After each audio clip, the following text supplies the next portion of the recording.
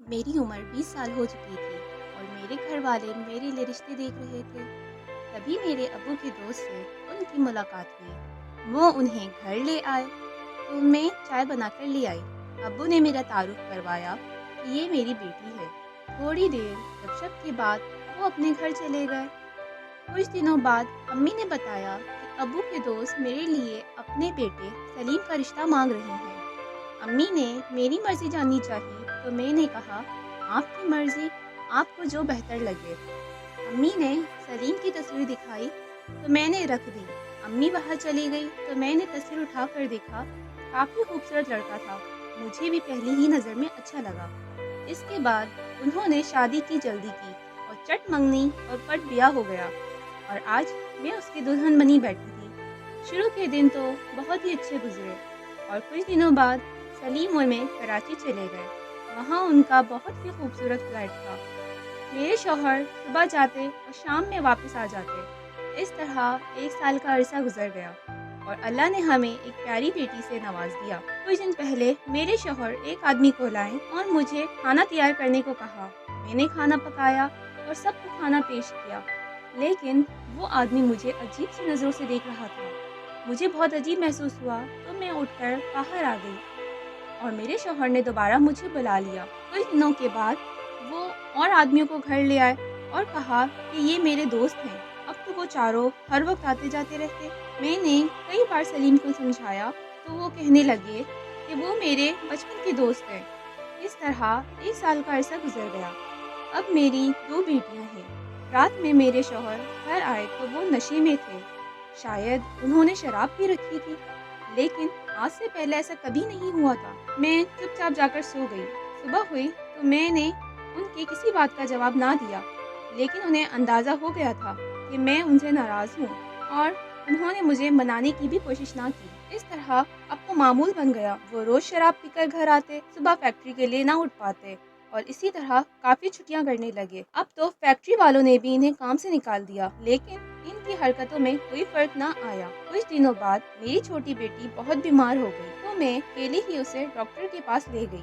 मेरे पास पैसे भी खत्म हो चुके थे तो मैंने अपने सोने की अंगूठी बेचकर अपनी बेटी का इलाज करवाया। जब मैं देर से घर गई तो उल्टा पूछने के बजाय मुझ पर चिल्लाने लगे। फिर मेरा पर्स उठाकर देखा तो इसमें पैसे थे तो कहने लगे, ये किसने दिए हैं? मैंने बताया कि मैंने अपनी अंगूठी बेच दी। फिर बाकी के पैसे उन्होंने अपनी जेब में रख लिए। इसी तरह काफ़ी अरसा गुजर गया, लेकिन हमारा अहवाल मालूम करने कोई ना आया। माँ से कभी कभार बात होती, लेकिन मैंने उन्हें कुछ ना बताया। अब तो घर में फाकों की नौबत आने लगी।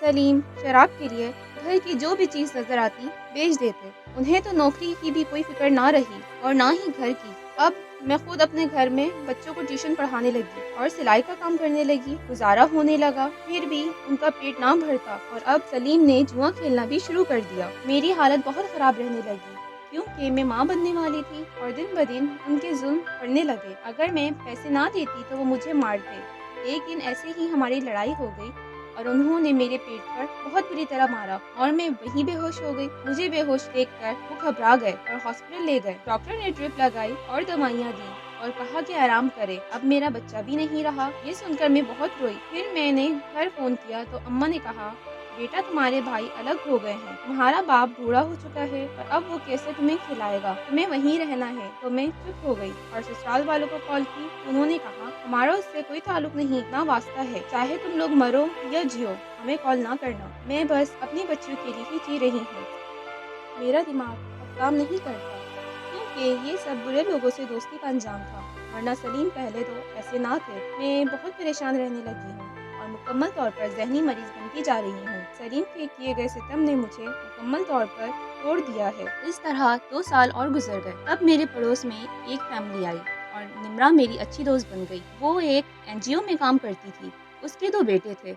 उसने मुझे समझाया कि मुझे अपना नहीं तो अपनी बेटियों का सोचना चाहिए और उनके मुस्तकबिल की फिक्र करनी चाहिए। अगर मैं ऐसे ही जिंदगी गुजारूंगी तो कल को मेरी बेटियां भी जहनी मरीज बन जाएगी। इसकी बातें सुनने के बाद मैंने अहद कर लिया कि मैं अपनी बेटियों के लिए अपनी जिंदगी को बेहतर बनाऊंगी। मैंने अगले ही दिन قریب کے ایک اسکول میں اپنی بیٹیوں کا ایڈمیشن کروایا اور ان کو اسکول بھیجنا شروع کر دیا۔ کچھ دنوں بعد میری بیٹی نے بتایا کہ ان کی ایک ٹیچر نے اسکول چھوڑ دیا ہے، تو میرے ذہن میں ایک خیال آیا، کیوں نہ میں بھی جاب کروں۔ تو میں انٹرویو دینے چلی گئی اور انہوں نے مجھے جاب پر رکھ لیا۔ اب ہم ماں بیٹیاں صبح اسکول جاتی اور واپس آ کر میں بچوں کو کھانا کھلاتی اور سلائی کرتی، اس کے بعد بچوں کو ٹیوشن پڑھاتی۔ ماہانہ اچھی آمدنی ہونے لگی۔ سلیم کی حالت اب بھی ویسی ہی تھی، وہ اب بھی پہلے ہی کی طرح نشہ کرتا اور مار پیٹ کر کے پیسے لے جاتا، اسے اپنی بچیوں سے کوئی غرض نہ تھی۔ اس طرح 20 سال گزر گئے۔ اب ماشاءاللہ میری بچیاں جوان ہو چکی ہیں، میری ایک بیٹی ڈاکٹر بن چکی ہے اور ہسپتال میں جاب کر رہی ہے اور دوسری یونیورسٹی میں کام کر رہی ہے۔ اب میں بہت مطمئن ہوں، میری بیٹیاں بہت فرمانبردار ہیں۔ آج میں بہت خوش ہوں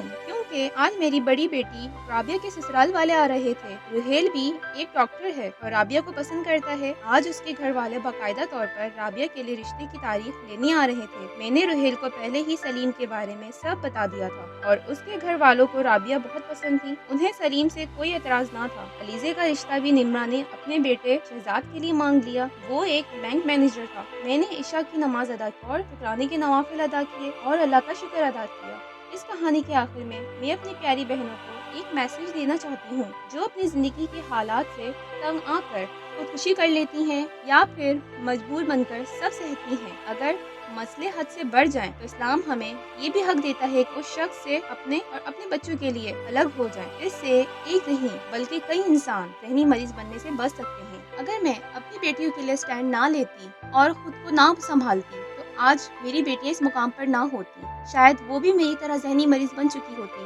لیکن نمرہ کی دوستی اور میری تھوڑی سی ہمت نے مجھے آج یہ مقام دکھایا کہ میری بیٹیاں اپنے پاؤں پر کھڑی ہے اور میں مطمئن ہوں کہ آج میں نے کوئی غلط فیصلہ نہ کیا تھا، بس ضرورت تھی تھوڑی سی ہمت۔ تو میری پیاری بہنوں، آپ بھی تھوڑی سی ہمت کرو۔ میں یہ نہیں کہتی کہ آپ کے دکھ کم ہو جائیں گے، بلکہ میں یہ نہیں کہتی کہ کوئی بھی مسئلہ فوراً حل ہو جاتا ہے۔ اللہ اگر ہمیں مشکلیں دیتا ہے تو اس کے ساتھ آسانیاں بھی دیتا ہے۔ اگر آپ کو میری کہانی پسند آئی تو پلیز میرے چینل کو لائک اینڈ سبسکرائب کیجیے گا اور کمنٹ میں اپنی رائے کا اظہار کیجیے گا۔ شکریہ۔